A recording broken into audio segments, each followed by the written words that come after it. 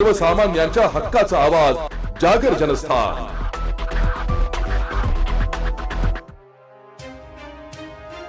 नाशिकच्या Igatpuri trauma care centre सह महाडायलिसिस सेंटरचे लोकार्पण सोहळा संपन्न झालाय।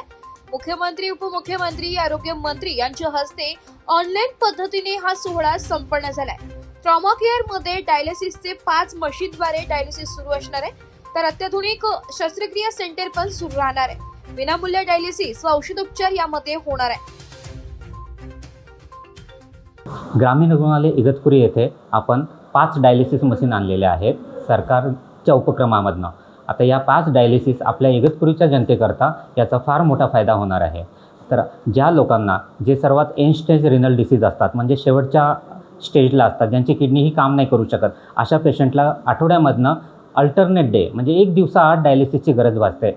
या लोकांसाठी प्रायव्हेट हॉस्पिटलला यांचा फार मोठा खर्च होतो। तर अशा लोकांकरता या इगतपुरी सेंटरचा खूप मोठा फायदा होणार आहे।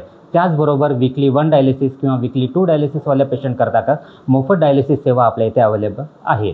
तर डायलायझर किंवा डायलिसिस या दोन्ही करता कोणताही पैसा लागणार नाही आहे। डायलिसिस हे पूर्णपणे मोफत राहणार आहे। ज्यांचा हिमोग्लोबिन म्हणजे रक्तामधला जे हिमोग्लोबिनची लेवल असते ती जर कमी असेल तर अशा लोकांसाठी जे लागणारे इंजेक्शन असेल ते पण आपल्या इथे फ्रीमध्ये देण्यात येणार आहे। त्याचबरोबर जर रक्ताची गरज भासत असेल तर आपण अगोदरच त्यांच्या रक्ताची सोय पण घोटी किंवा सिव्हिल हॉस्पिटल नाशिक येथून करून त्या रुग्णांना ब्लड इथे देण्यात येतील।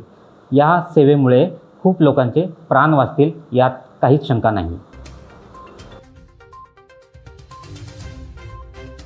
जागर जनस्थानसाठी प्रतिनिधी सुमित बोधक, इगतपुरी।